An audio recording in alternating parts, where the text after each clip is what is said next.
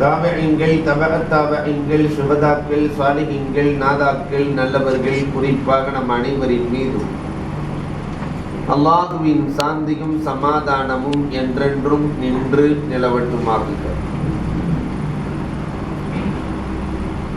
சிறப்பான முறையில் கூத்தாநல்லூர் ஜமாஅத்தின் சார்பாக நடத்தப்படுகிற இந்த இஃப்தார் நிகழ்ச்சியின் தலைவர் உள்ளிட்ட ஏற்பாட்டாளர்கள் அத்துணை பேர்களுக்கும், எனக்கு முன்னால்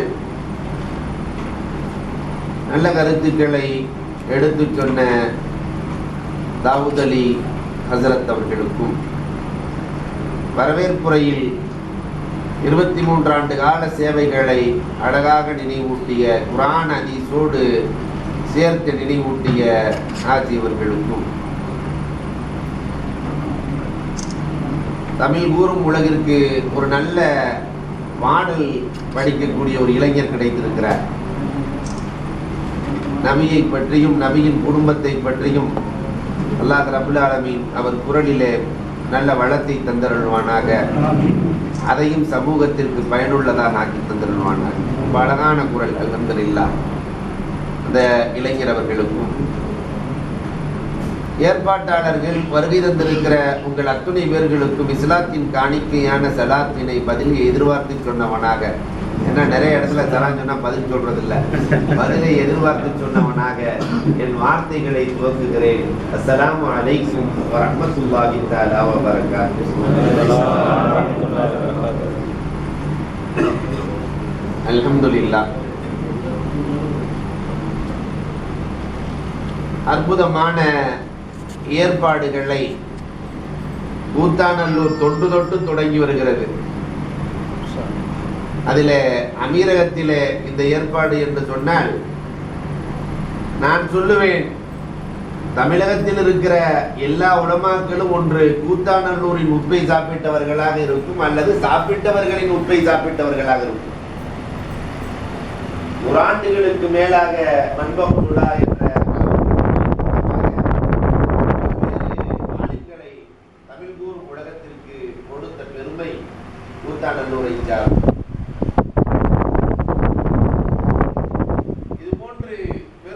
கொடைவள்ளல்களை கொடுத்த ஊரும் தமிழகத்திலே முதலில் கூத்தாநல்லூர் தான். இந்த கூத்தாநல்லூருக்கு நிகராக ஒரு ஊரை தமிழகம் காணவில்லை. அதை அல்லாஹ் ரப்பல் ஆலமீன் பாக்கியாக்கி வைப்பானாக. ஆமீன். அந்த ஊர் மக்களுக்கு அல்லாஹ் ரப்பல் ஆலமீன் ஒற்றுமையை தந்தருள்வானாக. ஆமீன். அன்பிற்குரியவர்களே, ஒரு சில செய்திகளை உங்களோடு நான் சொல்லிக்கொள்ள ஆசைப்படுகிறேன். அல்லாஹ் ரப்பல் ஆலமீன் குர்ஆனிலே தன்னை பற்றி அறிமுகப்படுத்தி பேசுவான். அல்லாஹ் 4 வார்த்தைகளில் அல்லாஹ்வை பற்றி அறிமுகப்படுத்துவான். இதுதான் அல்லாஹ்வின் வேலை. 4 வார்த்தை. சப்பிஹிஸ்ம ரப்பிக்கல் அலா அல்லதி ஹலக ஃபஸவ்வா கத்தர ஃபஹதா. இதற்கு மட்டும் ஒருவர் தஃசீர் எழுதி இருக்கிறார். அந்த 4 வார்த்தைக்கு மட்டும் ஒருவர் தஃசீர் எழுதி இருக்கிறார். ஏறத்தாழ 12 பாகங்கள். இந்த 4 வார்த்தை முடிவு பெறாத எழுத்தார். வரவேற்புரையிலே சொன்னதை போன்று, தொகுப்புரையிலே சொன்னதை போன்று, படைப்பு என்பது இறைவனுக்கு சொந்தமான. உலகத்தில் யாரும் எதையும் படைத்து விட முடியாது. இவ்வளவு விஞ்ஞான காலத்திலேயும் யாராவது எதையாவது படைக்க முடியுமா? என்னால் எறும்பை படைக்க முடியும், என்னால் அரிசியை படைக்க முடியும், ஒரு கடுகை படைக்க முடியும் என்று படைத்தவர்கள் யாராவது இருக்கிறார்களா? உருவாக்கம் வேண்டுமானால் உருவாகலாமே தவிர படைப்பு என்பது அல்லாஹ்வை சார்ந்தது. கடலிலே மட்டும் ஏறத்தாழ 20 லட்சம் இனங்களை படைத்த அல்லாஹ். எல்லா திமிங்கலமும் சேர்ந்து ஒரு இனம். இது மாதிரி 20 லட்சம் இனங்கள். தாவரங்களாக 16 லட்சம் இனங்களை படைத்த அல்லாஹ். விலங்குகளாக புழு பூச்சிகளாக 2 லட்சம் இனங்களை படைத்த அல்லாஹ் படைப்பிலே சிறந்தவனாக மனிதனைத்தான் படைத்திருக்கிறார். ஆக உயர்ந்த படைப்பு. அதனாலதான் 4 சத்தியம் போட்டு அல்லாஹ் குர்ஆனிலே பேசுகிறான். அல்லாஹ் சத்தியம் போடுறான். வத்தீன் வஸைத்தூன் வதூரி சீனீன் வஹாதல் பலதில் அமீன் லகத் ஹலக்னல் இன்சான ஃபீ அஹ்ஸனி தக்வீம். அத்திப்பழத்தின் மீது சத்தியமாக, ஜைத்துன் ஒலிவ மரத்தின் மீது சத்தியமாக, தூர்சீன மலையின் மீது சத்தியமாக, நம்பிக்கைக்குரிய ஊராக இருக்கிற மக்காவின் மீது சத்தியமாக, மனிதனை அழகாக, அற்புதமாக, எளிதாக படைத்திருக்கிறோம் என்கிறான் அல்லாஹ். அது மட்டும் இல்ல, அழகா படைச்சது மட்டுமல்ல, வெளியே ஒரு ஆட்சி, உள்ளே ஒரு ஆட்சி இல்லையா? முதலமைச்சர் வேண்டும், உள்துறை வேண்டும், கல்வித்துறை வேண்டும், சட்டத்துறை வேண்டும், போக்குவரத்து எல்லாமே. இங்கே உடலுக்குள்ளேயும் அல்லாஹ் அப்படி அமைத்திருக்கிறான். மூளைதான் முதலமைச்சர், இதயம் உள்துறை, கால்கள் போக்குவரத்து, காது சட்டத்துறை, வயிறு உணவு விநியோகம் என்று எல்லா அரசாங்கத்தையும் உள்ளேயே வைத்து படைத்தவன் அல்லாஹ். வெளியே பல சின்னங்கள், உள்ளேயும் பல சின்னங்கள், மடைகள், ஆறுகள், அருவிகள், ஓடைகள் எல்லாம் இருக்கு. அதே மாதிரி உள்ளேயும் பல சின்னங்கள், எலும்பு மலைகள், மயிர்காடுகள், சிறுநீர் அருவிகள், சிறகடித்து பறக்கிற எண்ண பறவைகள் எல்லாம் அல்லாஹ் ரப்பல் ஆலமீன் கொடுத்திருக்கிறார். இத்தனை லட்சம் படைப்புகளை படைத்த அல்லாஹ் குர்ஆன்ல அழகாக அல்லாஹ் ரப்பல் ஆலமீன் தன் படைப்பை பற்றி பேசுவான். சூரத்துல் வாக்கியாவிலே 4 செய்திகளை தொடர்ந்து அல்லாஹ் பேசுவான். அதில் ஒன்று, அன்தும் தஸ்ரஊனஹு அம் நஹ்னு ஸாரிஊன், நீங்கள் விவசாயம் செய்கிறீர்களா, நான் விவசாயம் செய்கிறேனான்னு கேட்கிறான் அல்லாஹ். யார் விவசாயி? நீங்கள் எல்லாம் நான் விவசாயம் செய்கிறேன் என்று சொல்கிறீர்கள். ஆனால் நீங்கள் உழுகிற நிலம் எனக்கு சொந்தம், கலப்பைக்கான மரம் எனக்கு சொந்தம், மாடு எனக்கு சொந்தம், அங்கே பாய்ச்சுகிற நீர் எனக்கு சொந்தம், போடுகிற விதை எனக்கு சொந்தம், நீங்களும் எனக்கு சொந்தம். என் விதையை என் பூமியிலே பாய்ச்சி விட்டு, என் விதையை என் பூமியிலே போட்டுவிட்டு இரவு போய் வீட்டிலே படுத்துக் கொள்கிறீர்கள். அதற்கு பிறகுதான் நான் வேலை பார்க்கிறேன் என்கிறான் அல்லாஹ். சும்மா ஷக்கக்கன லர்ல ஷக்கா ஃபம்பத்னா ஃபீஹா ஹப்பௌ வஇனபௌ வகதுபௌ வஸைத்தூன வநக்லா, பூமியை பிளக்க வைத்து ஊசிகளை விட சிறிய அரும்புகளை உருவாக்கி செடியாக, கொடியாக, காயாக, கனியாக கொடுத்தது நானா அல்லது நீங்களா என்றெல்லாம் கேட்கிறார். படைப்பை எனக்கு சொந்தமாக்கி வைத்திருக்கிற நான் மனிதனை அழகாக படைத்திருக்கிறேன். அடுத்து 2வதாக அல்லாஹ் சொல்லுவான், சவ்வா, செவ்வையாக படைத்தலும் இறைவனுக்கு சொந்தமானது. ஃபெயிலியர் இல்லாமல் படைத்தல், சவ்வாண்ட ஃபெயிலியர் இல்லாமல் படைத்தல். அல்லாஹ்வினுடைய படைப்புகள்ல இத்தனை லட்சத்துல ஏதாவது ஃபெயிலியர் உண்டா? யாராவது கேஸ் போட முடியுமா? யா அல்லாஹ் 75 கிலோவை தூக்குறதுக்கு 2 காலு, 1 கிராம் கூட இல்லை, 8 கால் பூச்சி, அதுக்கு ஏன் 8 காலுன்னு கேஸ் போட முடியுமா? சவ்வா, செவ்வையாக எல்லா படைப்புகளையும் அதற்கு ஏற்றாற்போல் படைத்திருக்கிறான் ரப்பல் ஆலமீன். அதுல இந்த மனுஷனை கொஞ்சம் கூடுதலாக படைப்பிலே சிறந்தவனாக படைத்து நேர்த்தியிலும் சிறந்தவனாக மனிதனை ஆக்கி இருக்கிறான். அதனால்தான் இவனுக்கு மட்டும் 6வது அறிவு. வேற யாருக்குமே அல்லாஹ் ரப்பல் ஆலமீன் அதை கொடுக்கலையே. இந்த 6வது அறிவுனால என்ன பிரயோஜனம்னு கேட்கிறீங்களா? 6 பயன்களை இந்த 6வது அறிவை வைத்தே இவன் சரி செய்து கொள்கிறான். 6 பிரச்சனைகளுக்கு தீர்வு இந்த 6வது அறிவு தான் கொடுக்கிறது. முதல் பிரச்சனை கல்வி பிரச்சனை. என்னைக்காவது மாடுகள்லாம் நின்றுகிட்டு இருந்துச்சு, ஒரு மாடு போய் இன்னொரு கண்ணுக்குட்டியை பார்த்து கேட்டுச்சு. ஒரு மாடு கவலையோடு நின்றுச்சு. ஏன் கவலையோடு நிற்கிற? இல்லை, என் கண்ணுக்குட்டியை வந்து நான் எல்கேஜி யூகேஜியில் சேர்க்கணும், எந்த ஸ்கூல்ல சேர்க்கலாம் நான் யோசனை பண்ணிட்டு இருக்கிறேன், எப்படி ஃபீஸ் கட்டலாம்னு யோசனை பண்ணிட்டு இருக்கேன். இருந்ததுண்டா? கல்வி பிரச்சனை அந்த மாடுகளுக்கோ ஆடுகளுக்கோ இல்லை. 2வது பிரச்சனை ஆடை பிரச்சனை. என்றைக்காவது பெருநாள் வரப்போகிறதுன்னு ஆடுகள்லாம் ஆடை எடுக்க புறப்பட்டதுண்டா? எங்க போய் எடுக்கலான்னு? இந்த ஆடை பிரச்சனை அவைகளுக்கு இல்லை. 3வது உறையுள் பிரச்சனை, வீடு கட்டுதல். அந்த வீட்டிலே இன்ன சைஸிலே ஹால் இருக்க வேண்டும், இன்ன சைஸிலே பெட்ரூம் இருக்க வேண்டும், இன்ன சைஸிலே கிச்சன் இருக்க வேண்டும். மார்பிள் போடுவதா, கிரானைட் போடுவதா, மொசைக் போடுவதா என்ற பிரச்சனை எல்லாம் இவனுக்கு மட்டும் சொந்த, உலகத்தில் வேற எதுக்கும் இல்லை. 4வது பிரச்சனை வேலை வாய்ப்பு. வேப்ப மரம்லாம் என்னைக்கு அதை ஒன்னா சேர்ந்து கலெக்டர் ஆபீஸுக்கு முன்னால் தர்ணாவில் ஈடுபட்டதுண்டா? நாங்கள் வேலை கொடுக்கிறவரை போராடுவோம் என்று என்றைக்காவது எல்லாம் கிளம்பி போனதுண்டா? அந்த பிரச்சனை அவைகளுக்கு இல்லை. ஆனால் எல்லாம் அல்லாஹ்வின் படைப்புகள். அஞ்சாவது பிரச்சனை வரன் தேடுகிற பிரச்சனை, நல்ல மணமகன் நல்ல மணமகளை தேடுகிற பிரச்சனை. அதனாலதான் பத்திரிக்கையே தனியா வச்சிருக்கான், மணமேடேன்னு ஞாயிற்றுக்கிழமை. நிறைய இளைஞர்கள் அதைத்தான் எடுத்து பார்த்துக்கிட்டே உட்கார்ந்துருக்கிறான், நல்ல பொண்ணு கிடைக்குதா இல்லையான்னு. இன்னைக்கு இன்டர்நெட் வந்துருச்சு, அந்த வேலையை அழகா பார்த்துக்கிட்டு இருக்கு. நல்ல மணமகன் நல்ல மணமகளை தேடுகிற பிரச்சனை இவனுக்கு மட்டும் சொந்தம். ஆறாவது பிரச்சனை பணம் தேடும் பிரச்சனை, திரைக்கடல் ஓடியும் திரவியம் தேடு என்ற பிரச்சனை. என்னைக்காவது காக்கா ஏடிஎம் மிஷினோட அல்லது அந்த கார்டோட அலைஞ்சிட்டு இருக்குதா, விசா கார்டோட? அவைகளுக்கெல்லாம் அந்த பிரச்சனை இல்லை. ஆனால் அல்லாஹ் ரப்பல் ஆலமீன் இவனுக்கு ஆறாவது அறிவு என்ற ஒரு அறிவை கொடுத்த காரணத்தினால் இவன் கல்வியை, நல்ல தரமான கல்வியை கற்றுக் கொள்ளுகிறான், ஆடையை உருவாக்குகிறான், உடுத்திக் கொள்ளுகிறான், வீட்டை கட்டிக் கொள்ளுகிறான், வேலை வாய்ப்பை பெருக்கிக் கொள்ளுகிறான், நல்ல மணமகள் மணமகனை தேர்ந்தெடுத்துக் கொள்ளுகிறான், பணத்தையும் தேடிக் கொள்ளுகிறான். இது எல்லாத்துக்கு காரணம் ஆறாவது அறிவு. அல்லாஹ் ரப்பல் ஆலமீன் வேறு யாருக்கும் கொடுக்கவில்லை, நமக்கு கொடுத்திருக்கிறார். படைப்பை சிறப்பாக படைத்த அல்லாஹ், செவ்வையிலேயும் மிகச் செவ்வையாக படைத்த அல்லாஹ் மூன்றாவதாக சொல்லுவான் கத்தர். நிர்ணயம் இறைவனுக்கு சொந்தமானது. யார் எவ்வளவு காண இருப்பாங்கிறத அல்லாஹ் தான் முடிவு செய்கிறான். நிர்ணயம் நிர்ணயம் என்பது இறைவனுக்கு சொந்தமானது. அந்த நிர்ணயத்திலேயும் சிறந்த நிர்ணயத்தை மனிதனுக்கு கொடுத்திருக்கிறார் இல்லையா? எல்லாத்துக்குமே ஒரு நிர்ணயம். மனுஷனுக்கு என்ன அழகான நிர்ணயம்! என்னைக்காவது வாழைப்பழ தோலை சாப்பிட சொல்லியிருக்கமா? பழம் இவனுக்கு, தோல் இன்னொரு ஜீவராசி. ஹோட்டல்ல போய் சாப்பிடுங்க தமிழ்நாட்டில், சாப்பிட்டுட்டு இங்க எந்திரிச்சு போன உடனே இந்த தட்டி கடையெல்லாம் வச்சிருப்பான். இங்க எந்திரிச்சு போன உடனே அவன் இலையில ஒட்டி இருக்கக்கூடிய அந்த உணவுகளை நாய் நக்கி செல்லுகிறது, அந்த இலையை ஆடு சாப்பிட்டு செல்கிறது. இவனுக்கு சிறந்த உணவு பலாப்பழ சக்கை உனக்கு ஒத்து வராது. உள்ளே இருக்கிற பழமா பழ வாழை முக்கணிகளை சாப்பிட்டு கொள். என்ன அழகான நிர்ணயத்தை அல்லாஹ் வைத்திருக்கிறார்.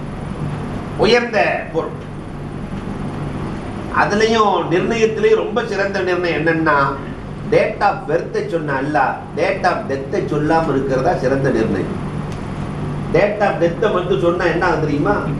அப்துல் ரசாக் காஜியார் நல்லா இருக்கிறீங்களா? என்ன 3 நாள் தான் இருக்கா?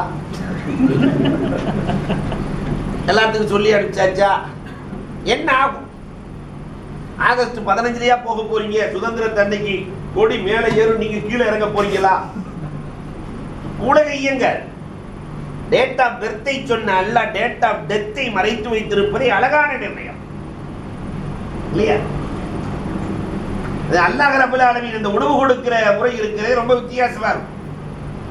சிங்கப்பூரில் புரோட்டா சாப்பிட்டு விட்டு பிளேட்ல ஏறி அது ஒரு மாதிரியா குழப்பி வயிறெல்லாம் புரட்டி சென்னை ஏர்போர்ட்டிலே வந்து வாந்தி எடுக்க அதை நாய் சாப்பிட்டு செல்கிறது. நாய்க்கான புரோட்டா சிங்கப்பூரில் ரெடியாகிறது. வெறும் புரோட்டாவை கொடுத்தா நாய் திங்காது. நாய்க்கு தகுந்த மாதிரி அதை உருவாக்கணுமே. மனுஷன் வைத்த வச்சிருக்கான்ல, கொஞ்சம் புளிச்ச மாதிரி இருந்தா தான் நாய் சாப்பிடும். அதை ரெடி பண்ணி அந்த நாய்க்கு உணவு கொடுக்கிறான் அல்லாஹ். ஆனால் இந்த மனிதனுக்கு எவ்வளவு அழகான நிர்ணயத்தை வழங்கி இருக்கிறான். நான்காவதாக படைப்பிலே படைப்பு இறைவனுக்கு சொந்தம். அதில் சிறந்த படைப்பாக மனிதனை படைத்திருக்கிறான். செவ்வையாக படைத்தல் இறைவனுக்கு சொந்தம். மிகச் செவ்வையாக ஆறாவது அறிவை கொடுத்திருக்கிறான். நிர்ணயம் இறைவனுக்கு சொந்தம். மிகச்சிறந்த நிர்ணயத்தை மனிதனுக்கு அல்லாஹ் வழங்கியிருக்கிறான். நான்காவது வழிகாட்டுதல். ஹதா இறைவனுக்கு சொந்தம். உலகத்தில் இருக்கிற எல்லா ஜீவராசிகளுக்கும் அவன் தான் வழிகாட்டி. மனிதனுக்கு மட்டுமே இல்ல. கூத்தாநல்லூருக்கு பறவைகள் வருகிறதே மாம்பழத்தை சாப்பிடுறதுக்காக, வேற ஏதாவது இது தூது அனுப்பியதா? கூத்தாநல்லூரிலே நிறைய பழம் இருக்கிறது, வாருங்கள் வந்து சாப்பிட்டு விட்டு செல்லுங்கள் தூது அனுப்பியதா? கடிதம் எழுதியதா? தூதும் அனுப்பவில்லை, கடிதமும் எழுதவில்லை. அதனுடைய ஜீனிலேயே அல்லாஹ் ரப்பல் ஆலமீன் வழிகாட்டுதலை இணைத்திருக்கிறார். ஜீனிலேயே வழிகாட்டுதல் இறைவனுக்கு சொந்தம். மனிதர்களுக்கு மிகச்சிறந்த வழிகாட்டிகளை அல்லாஹ் ஏற்பாடு செய்திருக்கிறான். அவர்கள்தான் ஒன்று நபிமார்கள், இன்னொன்று வேதங்கள். நபிமார்கள் வேதங்கள். இந்த நபிமார்களிலேயே உயர்ந்த நபியாக இருக்கிற கண்மணி நாயகத்தையும் வேதத்திலேயே உயர்ந்த வேதமாக இருக்கிற அல் குர்ஆனையும் அல்லாஹ் ரப்பல் ஆலமீன் நம் கையிலே கொடுத்திருக்கிறார். பெருமானாரின் வழிகாட்டலும் இருக்கிறது, குர்ஆனும் இருக்கிறது. இவ்வளவு உயர்ந்த வழிகாட்டுதலை பெற்றிருக்கிற இந்த சமூகம் இந்த குர்ஆனும் ஹதீஸும் என்ன சொல்கிறது என்பதை பார்த்ததா? அன்பிற்குரியவர்களை யோசிக்க வேண்டும். சிறந்த வழிகாட்டிகளை நம் கையிலே, ஆக உயர்ந்த வழிகாட்டிகளை நம் கையிலே கொண்டு வந்து கொடுக்கப்பட்டிருக்கிறது. இந்த குர்ஆனில் இருக்கக்கூடிய வசனங்களை என்றைக்காவது தர்ஜுமாவோடு ஒரு தடவை படித்தோமா? பெருமானார் ஸல்லல்லாஹு அலைஹி வஸல்லத்தினுடைய ஹதீஸுகளை ஒரு நாளைக்கு 2-3 ஹதீஸுகளை பார்த்து அதன்படி அமல் செய்ய வேண்டும் என்று நினைத்தோமா? நிறைய செய்திகளை குர்ஆனும் ஹதீஸும் சொல்லும். ஆக சாரமாக என்ன சொல்கிறது தெரியுமா? மனிதன் இரண்டுமே, மனிதன் தனக்காக வாழக்கூடாது, பிறருக்காக வாழ வேண்டும் என்கிறார். அதற்காகத்தான் இந்த வேதங்கள். அவன் வாழ்றதா சொன்ன வேதம் தேவையில்லை, ரசூலின் வழிகாட்டல் தேவையில்லை. அதுலயும் 2 விஷயங்களை அல்லாஹ் ரப்பல் ஆலமீன் சமூக சிந்தனையாளர்களை அல்லாஹ்வும் ரசூலும் பாராட்டி இருக்கிறார். அதனால இந்த வேலையை செய்து கொண்டிருக்கக்கூடியவர்கள் உண்மையில் பாராட்டுக்குரியவர்கள். நிறைய ஏச்சுக்கள் வரும், பேச்சுக்கள் வரும், குறைகள் 1000 காணப்படும். அதை இந்த காதல வாங்கிட்டு இந்த காதல விட்டுருங்க. அன்பிற்குரியவர்களே, 2 பேர்கள் மனிதர்கள் அல்ல, ஆனால் குர்ஆனிலே அல்லாஹ் இடம்பெற செய்திருக்கிறார். மனிதனுக்கு இறக்கிய குர்ஆனிலே மனிதர் அல்லாத 2 பேர்களை இடம்பெற செய்திருக்கிறான். குர்ஆனுக்குள்ள இடம்பெறதுன்னா நம்ம மனித முயற்சியால் முடியுமா? மனுஷன் புள்ள முயற்சி செஞ்சாக்கா கின்னச்சில இடம் பெற்றலாம், ஆஸ்கார் விருதை 2 கையில தூக்கி காட்டிடலாம். மனித முயற்சியால் குர்ஆனுக்குள் இடம்பெற முடியுமா? ஆனால் 2 பொருள்களை அல்லாஹ் ரப்பல் ஆலமீன் 2 ஜீவராசிகளை குர்ஆனுக்குள் பேசுகிறார் இந்த சமூகத்திற்கு. ஒன்று எறும்பு, ஒன்று எறும்பு. யா யுஹன்னம் உதுகுலு மசாக்கினக்கும் லா யஹ்திமன்னக்கும் சுலைமான் வ ஜுனூது. அந்த தலைமை எறும்பு சொன்னது, சுலைமான் படையோடு வருகிறார், ஓடி ஒளிந்து கொள்ளுங்கள், ஒரு எறும்பு பாதிக்கப்படக்கூடாது. சமூக அக்கறை, தன் இனத்தை சார்ந்த ஒரு எறும்பு கூட பாதிக்கப்படக்கூடாது என்ற சமூக அக்கறை அந்த எறும்புக்கு இருந்ததால் சூறாவுக்கு, பெரிய சூறாவுக்கு சின்ன எறும்பின் பெயரை வைத்திருக்கிறார். சூறாவுக்கு பேரை நம்லு. சமூக அக்கறை உள்ளவர்கள் சின்னவர்களாக இருந்தாலும் அவர்கள் அல்லாஹ்விடத்தில் ரொம்ப பெரியவர்கள். அதனால வாழுகிற காலம் கொஞ்ச காலம், சமூக அக்கறையோடு வாழ வேண்டும் என்பதற்கு முன்னுதாரணமாக இந்த கூத்தாநல்லூர் ஜமாத்தை அல்லாஹ் தேர்ந்தெடுத்தருள்வானாக. இரண்டாவது அல்லாஹ் சொல்லுவான் புது பறவை. புது பறவை சுலைமான் அலைஹிஸ்ஸலாத்திற்கு தொழுகை நேரத்தை சரியாக, தொழுகை நேரத்திலே வந்து எங்கே தண்ணீர் இருக்கிறது என்பதை சொல்ல வேண்டிய பொறுப்பு ஹுதுஹுதுக்கு சொந்தமானது. அவங்க போயிட்டு இருப்பாங்க. உலக சக்கரவர்த்தி இல்லையா, பில்கேட்ஸ்ல நேரம் கேட்க முடியுமா? ஒவ்வொரு நிமிஷமும் உலக சக்கரவர்த்தியினுடைய நிமிஷம் எப்படி இருக்கும்? அவங்க தொழுகைக்கு போகிற பொழுது சரியாக அந்த நேரத்திலே வந்து அந்த நேரம் சொல்ல வேண்டும், அது இடத்தை காட்ட வேண்டும், தண்ணீர் எடுக்க வேண்டும். ஒரு நாள் ஹுதுஹுது பறவையை காணவில்லை. சுலைமான் அலைஹிஸ்ஸலாத்துக்கு வந்ததே கோபம், சொல்லிட்டாங்க இனி வந்துச்சுன்னா குருமா தான், அறுத்துற வேண்டியதான். நாள் இல்லையே. பொதுவாகவே அன்னையில இருந்து இன்னைக்கு வரைக்கும் நாம ஒரு பறவையை பார்க்கும்போது அறுக்கிறது தான் குறியா இருக்கும் இல்லையா? எத்தனை கோழி, நம்முடைய வயிறு கோழியின் கபரஸ்தான் என்றால் மிக இல்லை, அத்தனை புதைச்சு வச்சிருக்கிறோம். சுலைமான் அலைஹிஸ்ஸலாமும் அதே மாதிரி வந்துச்சுன்னா அறுத்துற வேண்டியது முடிவு பண்ணிட்டாங்க. ஆனா அந்த ஹுதுஹுது பறவை அறிவாளி. பொதுவாகவே நம்ம வீட்டில் இருக்கிற பசங்க வாப்பா உமாவை பத்தி தெரியும். இந்த ஆண்கள் பொதுவாகவே சாப்பிட்டு இருக்கிற நேரத்தில் கேட்டா உடனே காசு எடுத்து கொடுத்துருவாரு பாப்பா. இந்த பொம்பளைய வதக்கிட்டு இருப்பாங்க அடுப்படியில், அந்த நேரத்தில் கேட்டா டப்பால காசு எடுத்துட்டு போடா, பரிசுல காசு எடுத்துட்டு போடா. அதே மாதிரி ஹுதுஹுது பறவைக்கு சுலைமான் அலைஹிஸ்ஸலாத்தினுடைய மைனஸ் பிளஸ் தெரியும். நேர வந்த உடனே, லேட்டா வந்த ஹுதுஹுது பறவை உள்ள வந்த உடனே, நான் சொல்ல குர்ஆன் பேசுகிறது, உள்ளே வந்த உடனே ஒரு புதிய செய்தியை கொண்டு வந்திருக்கிறேன் என்று அடிச்சு ஒரு அடி. ஏன்னா உலக சக்கரவர்த்திக்கு தெரியாத செய்தி என்ன? அது ஒரு நபிக்கு தெரியாத செய்தியை ஒரு பறவையா புதிய செய்தியை நான் கொண்டு வந்திருக்கிறேன் என்று சொன்ன உடனே குர்மா போடுறத மறந்துட்டாங்க சுலைமான் அலைஹிஸ்ஸலாம். அது என்ன புதிய செய்தின்னாங்க. சபாவிலே பில்கீஸ் என்ற ஒரு பெண்மணி இருக்கிறார், ஆட்சி நடத்துகிறார், கொஞ்சம் நடுநிலை சிந்தனை உள்ள பெண்ணாக இருக்கிறார். நீங்கள் அழைப்பு கொடுத்தால் அந்த சமூகம் இஸ்லாத்தை இருக்கும். சுலைமான் அலைஹிஸ்ஸலாத்து வஸலாம் ஹுதுஹுதுவின் பேச்சை கேட்டு அந்த சமூக அக்கறையை பாராட்டி கடிதம் எழுதினார்கள். அத்துணை பேர்களும் இஸ்லாத்தில் இணைந்தார்கள். சமூக அக்கறை கொண்ட ஹுதுஹுது பறவைக்கு அல் குர்ஆனிலே தனி இடம் உண்டு. சமூக அக்கறை உள்ள எறும்புக்கு அல் குர்ஆனிலே இடம் இருக்கிறது. இது மாதிரி சமூக அக்கறை உள்ளவர்களை அல்லாஹ் சொர்க்கத்திலே தனி இடத்தில் அமரச் செய்வானாக. குர்ஆனும் ஹதீஸும் தம் சமூகத்திடத்தில் இதைத்தான் பார்க்கிற. சமூகத்தை காப்பாற்றக்கூடியவர்கள் எத்தனை பேர் இருக்கிறார்கள்?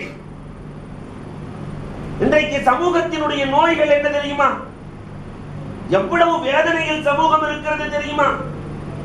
அன்பிற்குரியவர்களே, பெற்ற பிள்ளை பெற்றோர்களை மதிக்காத பிள்ளைகள் நம் சமூகத்தில் நிறைந்து வருகிறார்கள்.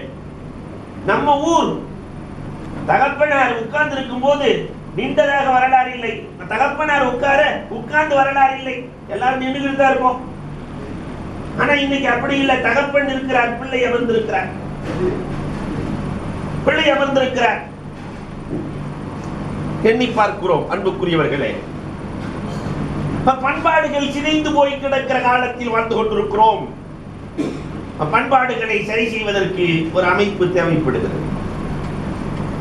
இல்லையா? இதே ஊரிலே பணக்காரர்கள் நிறைந்திருக்கிற ஊரிலே நிறைய விதவைகள் இருக்கிறார்கள். நிறைய விதவைகள் இருக்கிறார்கள். அன்புக்குரியவர்களே, நிறைய ஏழ்மை. நம்முடைய ஆடம்பரங்களுக்கு பயன்படுத்துகிற கொஞ்ச பணத்தை அந்த ஏழை குடும்பத்திற்கு அளித்தால் அல்லாஹு அக்பர், அல்லாஹ் ரப்பல் ஆலமீன் எவ்வளவு சந்தோஷம் அடைவான் தெரியுமா? உபகாரத்திற்கு கொடுக்கிற கூலியை அல்லாஹ் வேற எந்த இபாதத்துக்கும் வழங்குவதில்லை. நீங்க குர்ஆன் முழுக்க ஆய்வு செய்யுங்கள். உபகாரத்திற்கு இஹ்சான், உபகாரத்திற்கு கொடுக்கிற கூலியை வேற எதற்கும் அல்லாஹ் வழங்குவதில்லை. மனுஷனுக்கு மட்டுமில்லை, எதுக்கு உபகாரம் செஞ்சான். அரபு நாட்டினுடைய பெருமானாரின் காலத்திலே அரபு நாட்டு பணக்காரர்கள் என்றால் ஒரு 10 பேர். அதிலே ஒன்று அப்துல்லாஹ் இப்னு ஜாஃபர் ரலியல்லாஹு தஆலா, பெரிய தனவந்தன், கொடைவள்ளலும் கூட. அன்றைக்கு அரபுகளால் பேசப்பட்ட கொடைவள்ளன் தன் தோட்டத்தை பார்க்க செல்கிறார். தோட்டத்துக்கு போனா அங்க அடிமை மதியம் சாப்பிடுவதற்காக அமர்கிறார். அடிமைகள் தான் பொதுவாகவே காலையிலும் அவர்களுக்கு உணவில்லை, இரவிலும் உணவில்லை, மதியம் தான் சாப்பிடுவான். ஒரு 3 ரொட்டியை வச்சுக்கிட்டு அந்த அடிமை சாப்பிடலான்னு உட்காரும் போது ஒரு நாய் ஒன்று முன்னால் வந்து நிற்கிறது. அந்த அடிமை யோசிக்கவே இல்லை, ஒரு ரொட்டியை எடுத்து நாய்க்கு பிச்சு கொடுத்தான். அப்துல்லாஹ் இப்னு ஜாஃபர் ரலியல்லாஹு தூரத்திலிருந்து பார்த்து விட்டு, நாம என்னடா கொடைவல்ல, இருப்பதில் கொஞ்சத்தை எடுத்து கொடுக்கிறோம், அவனுக்கு இருக்கிற ரொட்டிய 3 அதை 1 கொடுத்துட்டானே, அவன் தான் உண்மையில் கொடைவல்ல, நாம என்ன கொடைவல்ல, ஒரு நம்மை போட்டுகிறது என்று நினைத்து கொண்டிருக்க சாப்பிட்ட நாய் போகல. அடுத்த ரொட்டியையும் துண்டாக்கி நாய் கொடுக்கிறான். அப்துல்லாஹ் இப்னு ஜாஃபர் ரலியல்லாஹு தஆலா கண்களில் கண்ணீர். என்ன மனுஷன், இவ்வளவு வேலை செய்கிற மனிதன், தான் சாப்பிடுவதில் எவ்வளவு இரக்கம் உள்ளவன், நாம என்ன செஞ்சுக்கிட்டு இருக்கோம், உலகம் நம்மை பேசிக் கொண்டிருக்கிறது, 2 கொடுத்துட்டானே என்று உலகாஞ்சிதம் அடைந்து கொண்டிருக்கிற பொழுது 2ஐயும் சாப்பிட்ட நாய் போகல. அந்த காதிம் 3வது ரொட்டி இருக்கிற கடைசி ரொட்டியையும் பிச்சு நாய்க்கு கொடுத்தான். வேகமா ஓடி வந்து கட்டி பிடிச்ச அந்த ஒரு, நீ எனக்கு அடிமையா இருக்க தகுதி இல்லவாப்பா, உன்னை நான் சுதந்திரமாக்கி விடுகிறேன். அந்த பணியாளன் சொன்ன வார்த்தை, அப்துல்லாஹ் இப்னு ஜாஃபர் ரலியல்லாஹு பார்த்து சொன்ன வார்த்தை என்ன தெரியுமா? இந்த பகுதியிலே எஜமான் நாய் இல்லை, நம் தோட்டத்திற்கு பசியோடு வந்திருக்கிறது, பசியோடு வந்த நாயை விரட்ட எனக்கு மனமில்லை என்றார். பசியோடு வந்த நாயை விரட்டவே சமூகத்திற்கு மனமில்லாதவர்கள் உருவான இந்த சமூகத்தில் பசியாக இருக்கிற பாய்மார்கள் எத்தனை பேர்? அவர்களின் பசியை விரட்டுவதற்கு என்ன வேலையை செய்திருக்கிறோம்? இதில் போடப்பட்டிருந்ததை பார்த்து சந்தோஷம் அடைந்தேன். ஏழைகளுக்கு கல்வி, ஏழைகளுக்கு உணவு, ஏழைகளுக்கு என்று அல்லாஹ் ரப்பல் ஆலமீன் இந்த உபகாரத்திற்கு கொடுக்கிற கூலியை வேறு எதற்கும் வழங்குவதில்லை. அதனால வாழுகிற காலத்திலே நாம் உபகாரியாக வாழ வேண்டும். நபிகள் கோமான் ஸல்லல்லாஹு அலைஹி வஸல்லத்தினுடைய வரலாறுகள் நெடுகளும் நீங்கள் பாருங்களேன். பெருமானார் ஸல்லல்லாஹு அலைஹி வஸல்லத்துக்கு எல்லாமே கடமையா இருந்துச்சு. ஆனா இந்த ஜக்காத்து மட்டும் தான் கடமையா ஆகல. பெருமானார் ஜக்காத்து கடமையாகிற அளவுக்கு எதுவுமே இல்லை. எல்லாத்தையும் எடுத்து சமூகத்திற்கு கொடுத்து விடுவார்கள். நபிகள் கோமான் ஸல்லல்லாஹு அலைஹி வஸல்லம் தன் வீட்டில் எதையாவது வைத்திருந்தார்களா? இல்லை. அப்படியே இருந்தாலும் ஒரு ஏழை இருக்கிறார் என்றால் அவருக்கு கொண்டு போய் கொடுப்பார்களே தவிர தானா நபி ஸல்லல்லாஹு அலைஹி வஸல்லம் தான் வைத்ததாக வரலாறு இல்லை. எண்ணி பார்க்கிறோம் அன்புக்குரியவர்களே, இஹ்சான் அதுக்கு அல்லாஹ் கொடுக்கிற பரிசு. நான் ஒரு வரலாறை நினைவூட்டுவேன். இந்த இஹ்சானுக்கும் விருந்தோம்பலுக்கும் மட்டும் அல்லாஹ் ரப்பல் ஆலமீன் கொடுக்கிற பரிசு 1க்கு 1 லட்சம். தாபாவுல தொழுதா எப்படியோ அதே மாதிரி இந்த உபகாரத்திற்கு அல்லாஹ் ரப்பல் ஆலமீன் மனசை பொறுத்து. அதே மாதிரி உலகத்திலேயே சந்தோஷமான காரியம் என்னன்னா, தர்மம் செய்கிற பொழுது ஒரு மனிதனுக்கு அல்லாஹ் உள்ளத்திலே போடுகிற அந்த சந்தோஷம் இருக்கிறதே, நிம்மதி, உலகத்திலே வேறு எந்த காரியத்திற்கும் அல்லாஹ் வழங்குவதில்லை. அவ்வளவு அற்புதத்தை அல்லாஹ் வழங்குகிறான். அன்புக்குரியவர்களே, அதுல ஒன்று லியாஃபத், இன்னொன்று இஹ்சான், ஏழைகளுக்கு உதவுதல். அல்லாஹு அக்பர். அஹ்மத் இப்னு மிஸ்கின், இது 211 வாழ்ந்தவர் அஹ்மத் இப்னு மிஸ்கின். ஏழ்மை. தன்னுடைய நண்பரிடத்திலே போய் சொன்னார், வீட்டுல 3 நாள் ஆச்சு, 4 நாள் ஆச்சு சாப்பிட்டு, பசியா இருக்கு, கடுமையான பசியா இருக்கு, அதனால என் வீட்டு